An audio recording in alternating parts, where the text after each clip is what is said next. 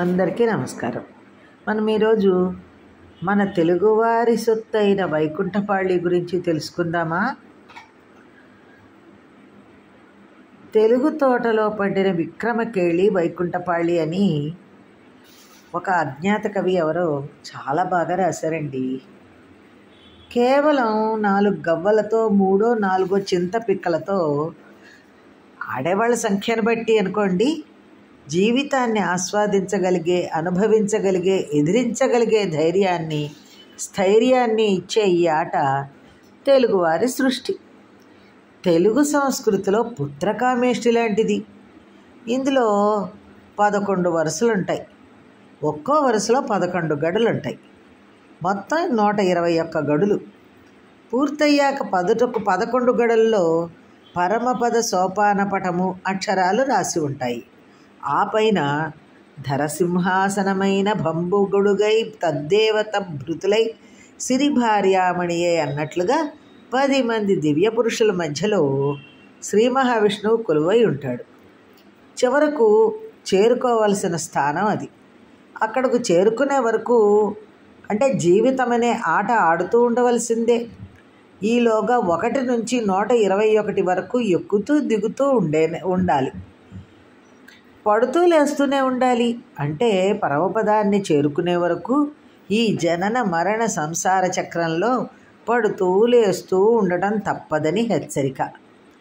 11 అంటే సంస్కృతంలో ఏకాదశి. ఏకాదశి వ్రతం భారతీయులందరికీ ఆచరణీయం. ఏకాదశి మహాపర్వదినం. ఆ రోజు ఉపవాసం, జాగరణ, దైవస్మరణం అనే 3 తప్పనిసరి. అలా 11 సంవత్సరాలు వరుసగా ఏకాదశి వ్రతం చేస్తే పరమపదం చేరుకోవచ్చు అనేది పురాణ కథనం. అయితే ఇదంతా ఆధ్యాత్మికం. గెలుపు, ఓటమి అనేవి మనసు యొక్క అనుభూతులు. పరమపదం చేరుకోవడం ఆధ్యాత్మిక పరమార్థం. ఇదొక రకంగా అరచేతిలో వైకుంఠం. ఇందులో గొప్ప వ్యక్తిత్వ వికాస సూత్రాలు ఉన్నాయి. నీ ఉన్నతి నీ చేతిలోనే ఉందని చెప్పడం, నువ్వు గవ్వలతో గెలవగలవని, జీవితం కోసం రవ్వ పెట్టుకోవద్దని ఉపదేశం. ఇందులో చాలా గళ్ళల్లో ఏదో ఒక బొమ్మ, దానికో పేరు ఖచ్చితంగా ఉంటాయి. కొన్ని గళ్ళు అడ్డంగా దాటేస్తూ నిచ్చెనలు ఊరిస్తాయి. కొన్ని గళ్ళు అమాంతం దించేస్తూ ఉంటాయి. అంతలో ఉత్సాహం, అంతలోనే నిరుత్సాహం, చివరగా ద్వంద్వాతీతమైన పరమశాంతి. ఇది ఆట నడిచే తీరు. ఈ ఆటలో పాములు నిచ్చెనల గడుల్లోని పేర్లను జాగ్రత్తగా పరిశీలిస్తే అద్భుతమైన రహస్యాలు కనిపిస్తాయి. ఉదాహరణకి తెలుసుకుందాం. 75వ గడిలో ఒక పాము తల దగ్గర కర్కోటకుడు అని రాసి ఉంటుంది. దాని తోకో 10వ గడిలోకి పాకుతుంటుంది. అక్కడే ఉంటుంది పంది బొమ్మ ఉంటుంది. పాము కరవడం వల్ల కిందికి రావడం అనేది పైకి కనిపించే విషయం. జీవితంలో మనం కర్కోటకంగా గనక వ్యవహరిస్తే, అంటే దుర్మార్గంగా గనక వ్యవహరిస్తే వచ్చే జన్మలో పందై పుడతావనేది ఆధ్యాత్మిక హెచ్చరిక. పందిలాగా హీనంగా చూస్తారనేది వ్యక్తిత్వ పాఠం. అలాగే 55వ గడిలో ఒక పాము తల ఉండి దుర్యోధనుడు అని రాసుంటుంది. దాని తోక 12వ గడిలోకి పాకుతుంటుంది. 43 గడులు కిందకి జారిపోవడం పైకి కనిపించే ఓటమి. దుర్యోధనుడెవరు? అసూయకి ప్రతిరూపం. దానివల్లే కదా కురువంశం అంతా నాశనం అయిపోయింది. అలానే మనం కూడా ఇతరులను చూసి అసూయపడితే జీవితం నరకప్రాయం అవుతుందని, సుఖశాంతులు నశిస్తాయని మనని హెచ్చరిస్తున్నట్లు తెలుసుకోవాలన్నమాట. పాముల అమరిక ఇంత అర్థవంతంగా ఉంటే నిచ్చెనల ఏర్పాటో మరింత పరమాద్భుతంగా ఉంటుంది. 63వ గడిలో ఒక నిచ్చెన అడుగు భాగం ఉంటుంది. అక్కడ ఏమని రాసి ఉంటుంది? భక్తి అని రాసి ఉంటుంది. ఒక భక్తుని బొమ్మ కూడా ఉంటుంది. దానికి పైకొస్సు ఎక్కడ ఉంటుంది? 83వ గడి వరకు సాగుతుంది. అక్కడ బ్రహ్మలోకం అని రాసి ఉంటుంది. బ్రహ్మదేవుని బొమ్మ ఉంటుంది. భక్తిగా ఉండటమే బ్రహ్మలోకానికి చేరే ఉపాయం అన్నది పరమైతే, ఏ పనైనా దాని మీద భక్తితో చేస్తేనే మంచి ఫలితాలు వస్తాయన్నది ఇహం మన మామూలుగా తెలుసుకోవాల్సిన విషయం. అలాగే 65వ గడిలో ఒక నిచ్చెన మొదలు ఉంటుంది. అక్కడ చిత్తశుద్ధి అని ఉంటుంది. దానికోసం 105వ గడిలో ఉంటుంది. అక్కడ మహాలోకం అని ఉంటుంది. మొత్తం వైకుంఠపాళీలో ఇదే పెద్ద నిచ్చెన. 40 గడులు అమాంతం ఎగబాకవచ్చు. ఇదంతా పైకి ఆశ పెట్టే విధానం. చిత్తశుద్ధి ఉంటే మహాలోకాలు నీకోసం ఎదురు చూస్తూ ఉంటాయని అంతరార్థం. లోకంలో మహానుభావుడిగా కీర్తి పొందుతారని విశేషమైన అర్థం. ఏ చిత్తశుద్ధి కొరవడం వల్ల ఇవాళ దేశమంతా అవినీతి ఊబిలో కూరుకుపోయిందో, అటువంటి చిత్తశుద్ధి ప్రాధాన్యాన్ని చిన్నతనంలోనే పిల్లలకు ఆటల రూపంలో నేర్పిన ఏకైక జాతి మన తెలుగు జాతి. ఇంత గొప్ప విషయాన్ని చెబుతూనే చెంతనే పొంచి ఉన్న ముప్పును గుర్తించి జాగ్రత్త పడబడటం ఈ ఆట ప్రత్యేకత. సాధారణంగా 105వ గడి వరకు రాగానే ఆటగాడికి కొంచెం గర్వం వస్తుంది. ఇంకా 16 గడులు దాటాననుకో పండిపోయినట్లే కదా అనుకుంటాడు. అక్కడే ఎదురవుతుంది పెద్ద ప్రమాదం. 106వ గడిలో అరుకాషుడు అనే అతిపెద్ద సర్పం ఉంటుంది. దాని నోట్లో పడితే అమాంతం కిందకి జారి మొదటి గడిలోకి అంటే కోతిలోకి వచ్చి పడతాడు. అంటే ప్రముఖుణ్ణి, నేను సెలబ్రిటీని అయ్యాను కదా అని గర్వించి ఒక్క పొరపాటు, ఒకటి వెయ్యడం, ఒకటి అనేది గవ్వల్లో ఒకటి అనే ఇది వేసినా కూడా మళ్ళీ ఆట మొదటికి రావటం ఖాయం అని హెచ్చరించడం అన్నమాట. పైగా వైకుంఠపాళి పరిభాషలో ఒకటిని గుడ్డి అంటారు. అంటే ఎంత పెద్ద స్థానంలో ఉన్నా గర్వించి ఒక్క గుడ్డి పని చేశావో మళ్ళీ కిందకి జారిపోవడం తప్పదని చెప్పడం. ఇంత జరిగినా మానకూడని పరిస్థితి ఇందులో విచిత్రమైన విషయం. ఒకడు పెద్ద పాము నోట్లో పడినా ఇంకొకడు ఇంకా పడలేదు కాబట్టి ఇతన్ని ఆడమని ప్రోత్సహిస్తాడు. ప్రత్యర్థిని సైతం బాగా ఆడమని ప్రోత్సహించే ఏకైక క్రీడ బహుశా వైకుంఠపాళీయేనేమో. ఇంతకీ చివరిదైనా చిన్నది కానీ విషయం మరొకటి ఉంది. చివర 121వ గడిలో కూడా ఒక పాము ఉంటుంది. దాని పేరు అహంకారం. దాని తోక 99వ గడిలోకి ఉంటుంది.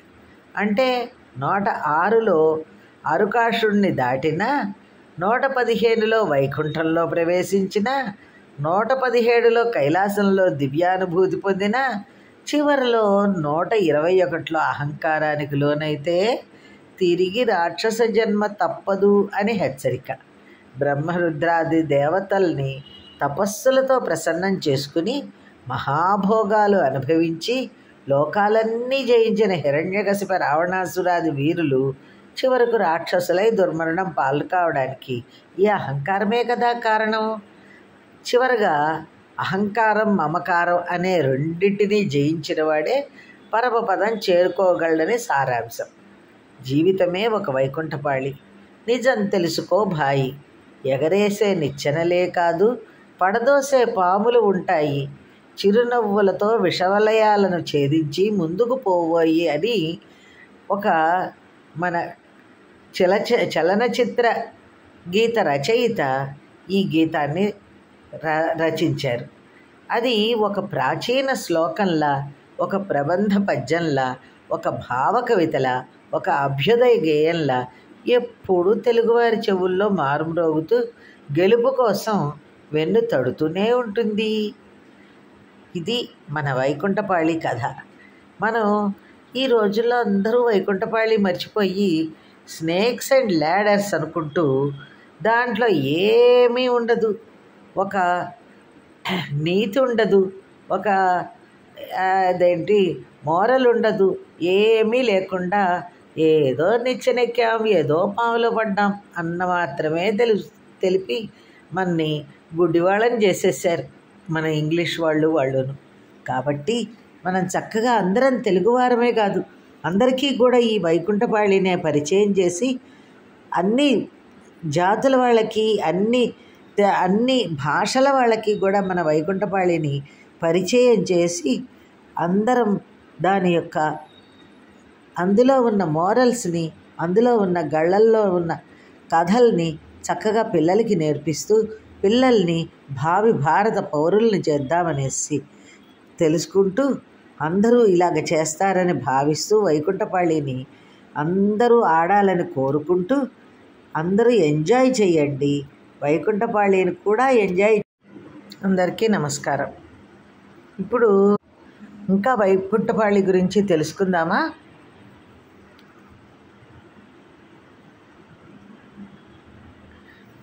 వైకుంఠపాళి దశపద ప్రాచీన భారతీయ ఆట. క్రీస్తుపూర్వం 2వ శతాబ్దంలో నుండి ఈ ఆట భారతదేశంలో ఉన్నదని చారిత్రికులు భావిస్తున్నారు. సాధారణంగా 2 మనుషులు ఆడే ఈ ఆట ఒక నల చదరంపై ఆడతారు. ఈ చదరంలో సాధారణంగా 10 అడ్డవరుసలు 10 నిలువు వరుసలతో మొత్తం 100 గడులు ఉంటాయి. అయితే కొన్ని రూపాంతరాల్లో 8 అడ్డ నిలువు వరుసలు 12 అడ్డ నిలువు వరుసల చదరాలు కూడా ఉంటాయి. చదరంపై చిత్రించబడిన పాములు, నిచ్చెనల సోపానాల అమరిక చదరాన్ని బట్టి మారుతూ ఉంటుంది. పాములు, సోపానాలు నిర్దిష్టమైన గడుల్లో ఉండనవసరం లేదు. చదరంలో యొక్క పరిమాణం చదరంలో పాములు, సోపానాల అమరికపై ఆట యొక్క నిడివి ఆధారపడి ఉంటుంది. వైకుంఠపాళి తెలుగువారికి ప్రత్యేకమైన ఆట.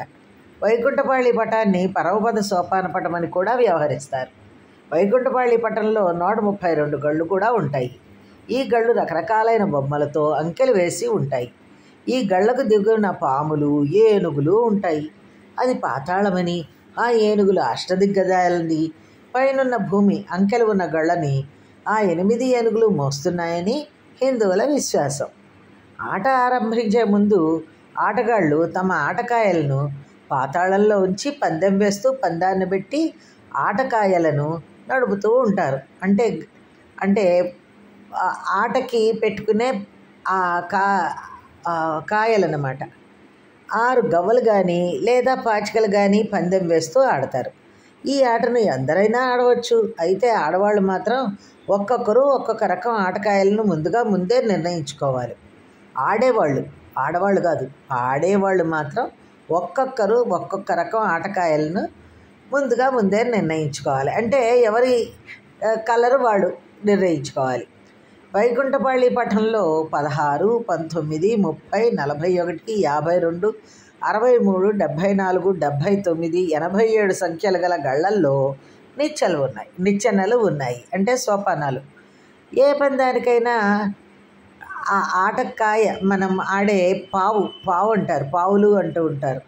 పావు ఆటకాయ ఆయా గళ్ళలోనికి వచ్చినప్పుడు అక్కడ ఉన్న నిచ్చెన సాయంతో పై గడికి చేరుకోవచ్చు. ఉదాహరణకు 16 సుగుణం గడిలో ఉన్న నిచ్చెన దగ్గరకు ఆటకాయ వచ్చినప్పుడు ఆ నిచ్చెన సాయంతో 28 సాలోక్యం ఆ గడిని చేరుకుంటుంది.